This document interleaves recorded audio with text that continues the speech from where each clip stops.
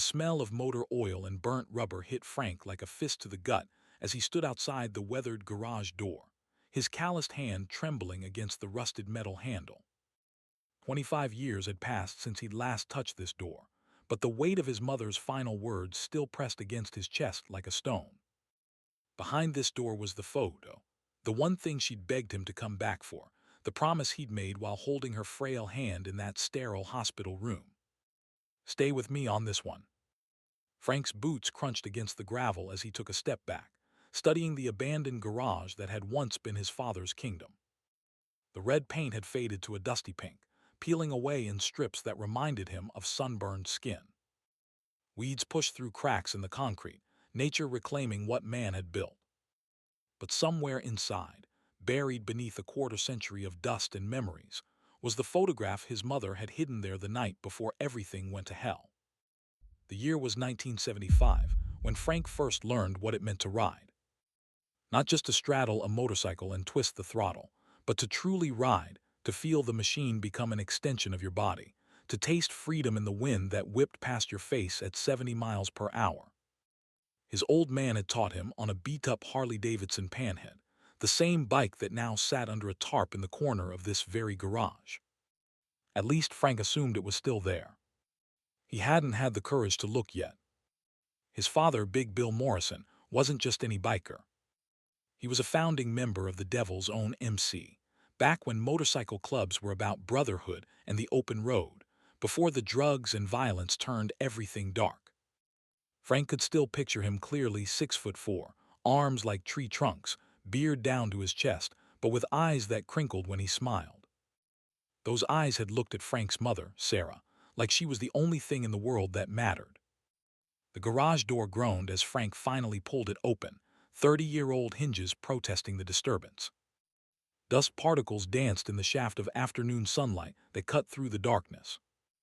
The smell intensified, not just motor oil now, but also leather, rust, and something else. Memories.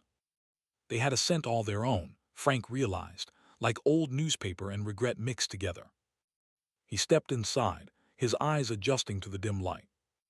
Everything was exactly as he remembered, frozen in time like some kind of museum exhibit. Tools hung on pegboards along the walls, wrenches arranged by size just the way Big Bill had insisted. A calendar from 1976 still hung near the workbench, stopped forever on the month of March. That was the month everything changed, the month his father died, the month the photo was hidden, the month a 15-year-old boy named Frank had to become a man. But to understand why his mother had hidden that photo, why it mattered so much that he come back for it, you had to understand the world they'd lived in. The mid-70s were a different time for motorcycle clubs. The Devil's Own had started in 1965, just a bunch of veterans who'd come back from Vietnam looking for the same brotherhood they'd found in the jungle. Big Bill had been their sergeant over there, and when they came home to a country that spit on them and called them baby killers, they found solace in the rumble of V-twin engines and the companionship of men who understood. Frank ran his hand along the workbench, his fingers leaving trails in the dust. He could almost hear his father's voice echoing off these walls, teaching him the difference between a Phillips head and a flathead screwdriver, showing him how to adjust the timing on a shovelhead engine. "Listen to the bike," Big Bill would say. "She'll tell you what she needs if you pay attention." The club had been everything to them in those early days. Frank remembered the barbecues in the backyard, the sound of dozens of Harleys pulling up to their house on Sunday afternoons. His mother would make her famous potato salad while the men talked about rides and brotherhood, and the women gossiped about their kids. It was a family, dysfunctional maybe, but real in a way that most people never experienced. But as Frank moved deeper into the garage, past the covered motorcycle and toward the back corner where his mother said she'd hidden the photo, he couldn't help but think about how it all went wrong. The Devil's Own had attracted the wrong kind of attention. Other clubs wanted their territory. The cops started sniffing around. And then there were the drugs, not the marijuana that some of the guys had always smoked, but the hard stuff. Methamphetamine, cocaine, heroin. Big Bill had fought against it. Frank remembered the arguments, late at night when his parents thought he was asleep. His father's voice would boom through the thin walls of their house. "This ain't what we're about. We're bikers, not drug dealers." But the money was too good, and some of the younger members saw dollar signs instead of brothers. Frank found himself standing in front of an old metal filing cabinet, its green paint chipped and faded. This was where she'd said it would be, bottom drawer, behind the tax returns from 1974. His hand shook slightly as he pulled open the drawer, the metal squealing in protest. Inside, yellowed papers lay in neat stacks, his mother's careful handwriting labeling each folder. Even facing death, Sarah Morrison had been organized. He pushed aside the folders, searching for the envelope she'd described. It was there just as she'd promised, wrapped in plastic to protect it from moisture and time. Frank's heart hammered in his chest as he carefully extracted it, the plastic crinkling in the silence of the garage. Whatever was in this photo had been important enough for his mother to hide it, important enough for her to make him promise to come back for it even as cancer ate away at her body. But before he could open it, Frank heard the sound of motorcycles approaching. Not just one or two, but several, their engines creating that distinctive rumble that only Harleys could produce. He froze, the envelope clutched in his hand. After 25 years, had someone been watching? Waiting? The bikes pulled up outside, engines dying one by one until silence fell again. Frank moved to the small window, peering through the grimy glass. 3 men dismounted their bikes, all wearing leather cuts with patches he couldn't quite make out from this distance. They weren't young, these were men his age or older, men who'd been riding since the old days. One of them called out, "Frank Morrison." "We know you're in there." The voice was familiar, but Frank couldn't quite place it. He stayed silent, weighing his options. The envelope felt heavy in his hand, its contents still a mystery. His mother had told him to come alone, to trust no one. But she'd also been delirious with pain medication in those final days. Maybe she'd been paranoid. Maybe these men were old friends. "Come on, Frankie," the voice continued. "It's me, Bones. Robert Hutchinson. We rode together when you were just a kid.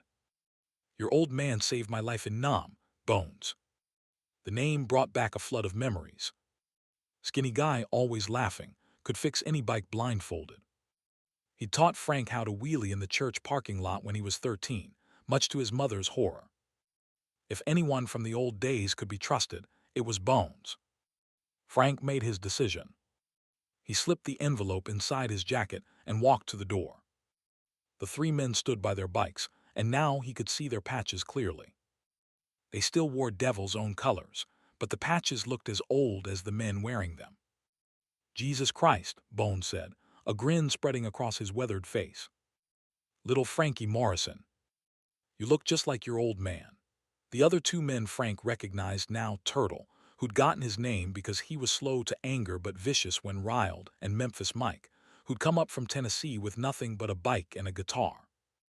They were all in their 60s now, gray-bearded and worn, but their eyes still held that spark that marked them as true riders. "What are you doing here?" Frank asked, keeping his hand close to the envelope inside his jacket. "Same thing you are, I reckon," Bones said. "Your mama reached out to me before she passed. Said when you finally came for the photo, we should be here. Said there were things you needed to know." Frank felt the world tilt slightly. His mother had contacted them. That didn't make sense.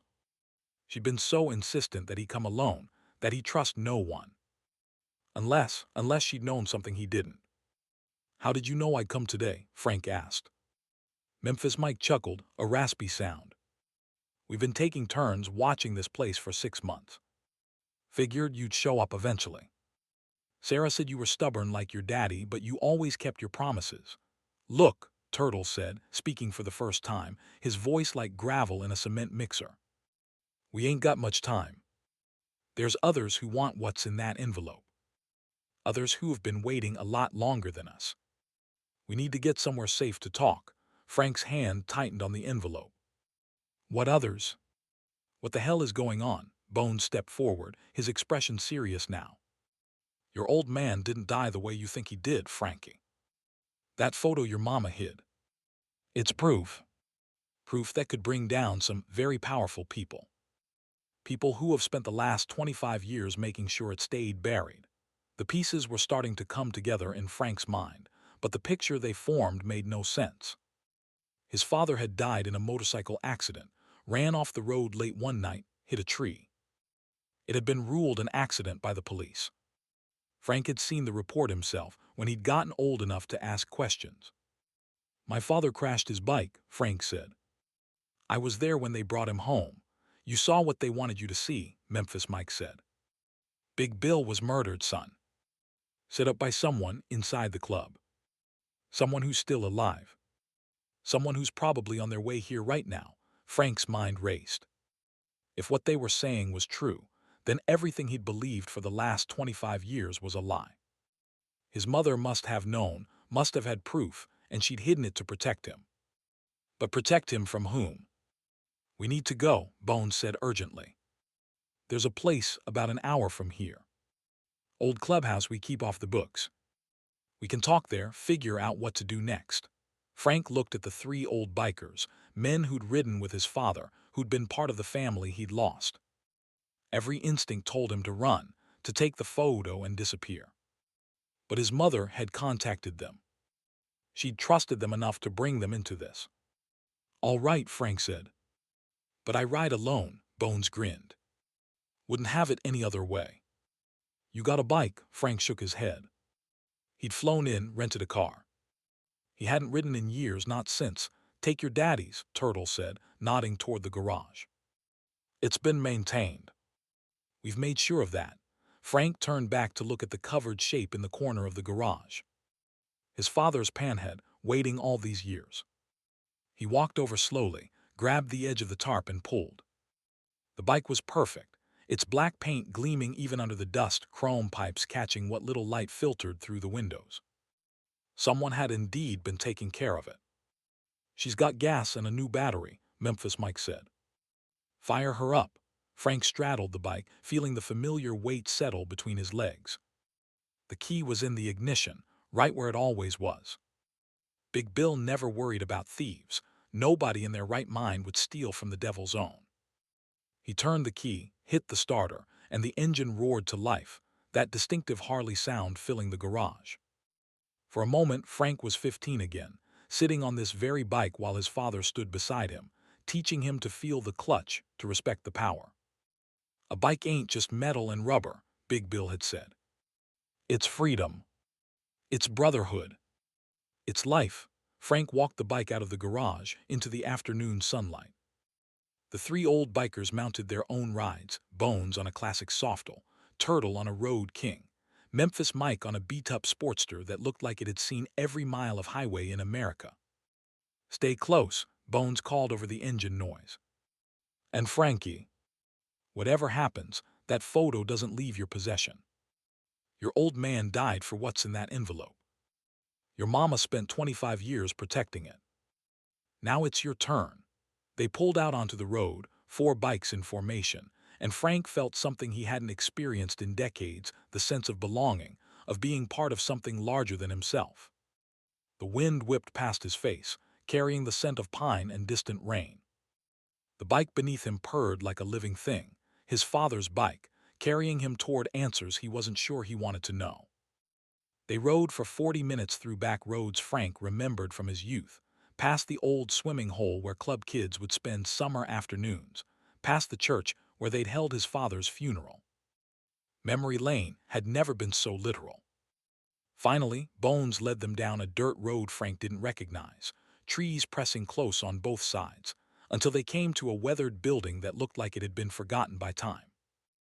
The old clubhouse was smaller than Frank expected, just a single-story structure with a rusted metal roof and walls that needed paint. But the bikes parked outside told him it was still in use, maybe not officially, but the devil's own old guard clearly gathered here. They parked and dismounted, Frank's legs slightly shaky from the ride. It had been too long. Inside, the clubhouse smelled of cigars and whiskey, leather and wood smoke from the fireplace that dominated one wall. The walls were covered with photos and memorabilia, patches from different chapters, pictures of rides and rallies, a folded American flag in a place of honor. Frank's eyes were drawn to one photo in particular. his father and mother at what looked like a club picnic, him as a baby in his mother's arms, surrounded by grinning bikers. "Family." "Sit," Bones said, gesturing to a worn leather couch. "You want a beer?" "Something stronger, just water," Frank said. His throat was dry, but he wanted a clear head for whatever was coming. Memphis Mike brought him a bottle of water while Turtle stoked the fire.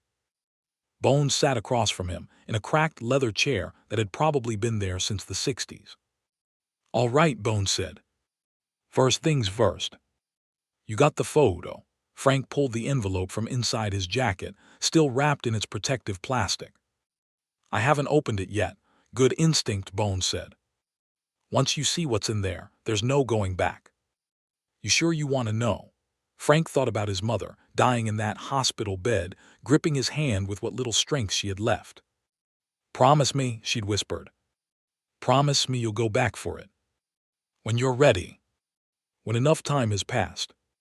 The truth needs to come out, Frankie. Your father deserves that, I'm sure," Frank said and began unwrapping the plastic.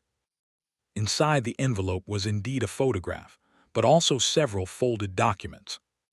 Frank looked at the photo first, and his blood ran cold. It showed his father's crashed motorcycle, but not the way the official report had described. The bike was mangled, yes, but there were bullet holes in the gas tank, clear as day.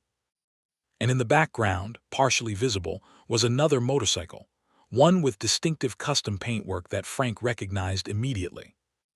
"Jesus Christ," Frank breathed. "That's Viper's bike," Bones finished. "Vincent Viper Carlucci. Current president of the Devil's Own, richest man in 3 counties, and the bastard who killed your father." Frank's hands shook as he unfolded the documents. They were witness statements, never filed with the police, from members who'd seen Viper following Big Bill that night. There was a receipt for ammunition purchased the day before the murder. And there was a handwritten note in his mother's careful script, detailing conversations she'd overheard, threats Viper had made about taking over the club. "Your old man was going to expose Viper's drug dealings to the feds," Turtle explained. "He'd gathered evidence, was planning to turn state's witness to save the club from what it was becoming. Viper found out, but why didn't my mother take this to the police?" Frank demanded. Memphis Mike laughed bitterly. "You think Viper got rich and powerful by accident? Half the cops in this county are on his payroll. Your mama was smart. She knew showing this to the wrong person would get her killed and you orphaned. So she hid it and waited. Waited for what? For Viper to get comfortable," Bones said. "For him to think he'd gotten away with it. For you to get old enough and far enough away to be safe. And for us to get organized." Frank looked at the 3 old bikers. "Organized? There's more of us," Bones explained. "Brothers who remember what the club used to be, who knew your father, who have been waiting for the right moment to take Viper down. We've got a Fed who's clean, ready to move, but we needed proof. This photo, these documents, they're the smoking gun." Frank stared at the photo again. His father had been murdered, and for 25 years his killer had been running the Devil's Own, turning it into exactly what Big Bill had fought against. The rage that built in Frank's chest was like nothing he'd ever felt before. "Where is he?" Frank asked, his voice deadly quiet. "Well, hold up," Bones said. "You can't just go after him. Viper's got an army now. The Devil's Own has 300 members across 5 states. He's untouchable. No one's untouchable," Frank said. "Your old man thought that too," Turtle said gently. "Look where it got him." Frank stood up, pacing to the fireplace. Above the mantel hung a Devil's Own banner, the original design, a skull with wings, holding a wrench in one hand and a rose in the other. His father had drawn that design. His mother had told him, back when the club was about mechanics and brotherhood and the freedom of the road. "What would my father do?" Frank asked, not turning around. "Big Bill would want justice," Memphis Mike said. "But he'd want it done right. Legal. Clean. He was a lot of things, but he wasn't a murderer." Frank turned back to them. "All right. What's the plan?" Bones leaned forward. "We've got a meet set up with the federal agent tomorrow. We hand over the evidence. He gets warrants, and Viper goes down for murder, drug trafficking, racketeering, the whole 9 yards. The club gets cleaned out, maybe goes back to what it used to be. And if Viper finds out first, then we've got a war on our hands, Turtle said simply. But we've got brothers ready for that too. Old-timers like us, but also younger guys who joined thinking they were getting brotherhood and found out they were just drug mules. The club's rotten, but not all the way through. Frank sat back down, his mind racing. After 25 years, justice for his father was within reach. But something nagged at him. "How did you know my mother had this evidence?" he asked. The three men exchanged glances. Finally, Bones spoke. "Because she wasn't the only one gathering it. Your old man had backup plans. He gave copies of some stuff to brothers he trusted. But the photo, that was the key piece. Sarah took that herself the night Big Bill died. She'd followed him, worried about the threats. She saw it happen, Frankie. Saw Viper run him off the road, then pump 3 bullets into him to make sure." Frank closed his eyes, imagining his mother witnessing that, then having to pretend she knew nothing, having to raise him alone while his father's killer took over everything Big Bill had built. "She was the strongest person I ever knew," Memphis Mike said softly. "Waited all these years, kept that secret, protected you. Even dying, she was thinking ahead, making sure we'd be here when you came. There's something else," Turtle said. "Something she wanted us to tell you, but only after you'd seen the evidence." Frank looked up. "What? She loved your father more than life itself," Turtle said. "But she loved you more. Everything she did, staying quiet, sending you away to college, keeping you out of the life, it was all to keep you safe. She wanted us to make sure you knew that." Frank felt tears prick his eyes for the first time in years. His mother had carried this burden alone, had let him think his father died in an accident, all to protect him. The strength that must have taken was beyond comprehension. "There's one more thing in that envelope," Bones said gently. "Look again." Frank reached into the envelope and found a smaller photo, one he hadn't noticed before. It was him and his parents at what looked like a carnival. He was maybe 5 years old, sitting on his father's shoulders, cotton candy in one hand. His mother stood beside them, laughing at something off camera. They looked so happy, so normal. Just a family enjoying a day out. On the back, in his mother's handwriting, "Remember us like this. Love, Mom." Frank carefully put both photos back in the envelope. The evidence of murder and the evidence of love, side by side. His parents' whole story in one package. "So what happens now?" Frank asked. "Now you decide," Bones said. "We can take this to the Fed tomorrow, let the law handle it. Or we do this the old way. The way it would have been handled back in Big Bill's day. Viper's having a big rally this weekend. 100-year anniversary of the Devil's Own, he's calling it, even though the club's only been around since '65. He's expecting chapters from all over. It would be the perfect time to expose him in front of everyone." "That's suicide," Memphis Mike protested. "We'd be outnumbered 50-1, maybe," Bones said. "Or maybe when the truth comes out, more brothers than we think will remember what the club used to stand for." Frank stood up again, walked to the window. Outside, the sun was setting, painting the sky the color of blood and rust. His father's bike sat among the others, waiting. 25 years he'd run from this life, from what happened here. But his mother had called him back, had trusted him with the truth. "I need to think," Frank said. "Take all the time you need," Turtle said. "We've waited this long." But as Frank stood there, he heard the sound of motorcycles again. Many motorcycles. The rumble grew louder, closer, until it seemed to shake the very walls of the old clubhouse. "Shit," Bones muttered, moving to another window. "We've got company." Frank looked out and saw them, at least 30 bikes pulling up outside, their riders wearing Devil's Own colors. But these weren't the old-timers like Bones and his crew. These were Viper's men, young and hard-faced, the kind who joined for the power and the money, not the brotherhood. "Someone talked," Memphis Mike said, checking the load on a revolver Frank hadn't even noticed he was carrying. "Doesn't matter now," Turtle said, doing the same. "Frankie, there's a back door. Take your daddy's bike and go. Get that evidence to the Fed. I'm not running, Frank said. This ain't your fight, Bones said urgently. Not yet. We'll hold them off. You get that evidence where it needs to go. You finish what your daddy started. Before Frank could respond, a voice boomed from outside, amplified by a megaphone. Bones, we know you're in there. We know Morrison's kid is with you. Send him out with the envelope and the rest of you can walk away. That's Viper, Bones said grimly. Bastard came himself. Frank moved to get a better look. Vincent Viper, Carlucci stood in front of the assembled bikes, still holding the megaphone. He was smaller than Frank had expected, wiry rather than bulky, with gray hair pulled back in a ponytail and cold eyes that Frank could see even from this distance. This was the man who'd murdered his father, who'd corrupted everything the Devil's Own had stood for. You've got 1 minute, Viper continued. Then we come in and take it. Back door, Bones said firmly. Now, but Frank was already moving, not toward the back door but toward the front. He had the envelope in his hand as he pushed through the door and stepped out onto the porch. 30-some bikers tensed, hands moving toward weapons, but Viper held up a hand. Well, well, Viper said, his voice carrying without the megaphone now. Little Frankie Morrison.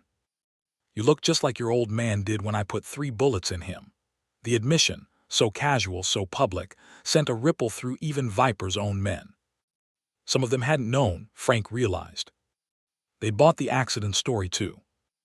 I know what you did, Frank said, holding up the envelope. And I've got proof. Viper's smile was like a snake's.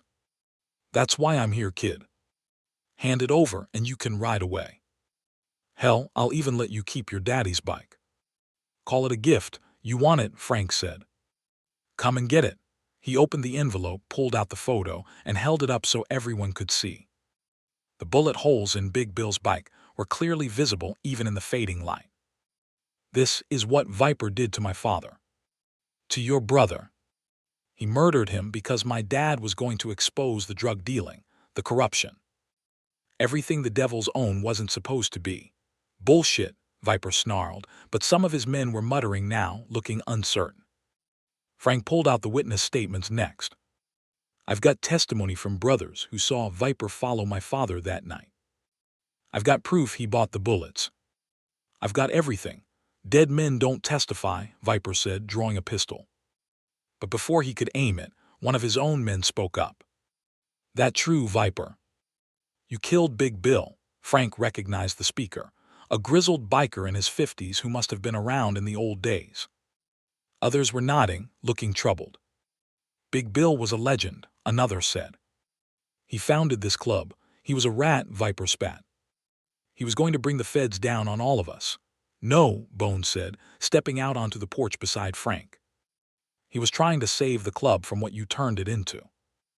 We were supposed to be brothers, not drug dealers. Memphis Mike and Turtle flanked them, and Frank saw more movement in the woods around the clubhouse. Other old-timers, the ones Bones had mentioned, emerging from cover. They were still outnumbered, but not as badly as before. This is ancient history, Viper said, but his voice had lost some of its confidence. I've made this club rich. Powerful. Who gives a shit about some fool who couldn't adapt to the times? I do, Frank said. And then louder, I do. And so did my mother, who spent 25 years keeping this secret, waiting for the right moment. She watched you kill him, Viper. Watched you murder the man she loved, and then had to pretend she didn't know, had to smile at you at his funeral while you played the grieving brother. More murmuring from Viper's men. The story was spreading, the truth finally coming out after all these years. You've got a choice, Frank continued, addressing all of them now. You can stand with a murderer who betrayed everything this club was founded on. Or you can remember what brotherhood really means. Enough talk, Viper said, raising his pistol. But before he could fire, the sound of sirens filled the air. Multiple sirens, getting closer fast. Viper's head whipped around, looking for the source. That would be the FBI, Bones said calmly. Turns out, we didn't need to wait for tomorrow's meeting after all. Our federal friend was very interested when we called him an hour ago, told him we had the evidence, and that Viper might try to stop us from delivering it. You set me up, Viper snarled. No, Frank said. My mother did. 25 years ago, when she took that photo instead of running to you for help. She knew what you were even then. The sirens were getting louder. Some of Viper's younger men were already mounting their bikes, ready to run. But the older ones, the ones who remembered Big Bill, stood their ground.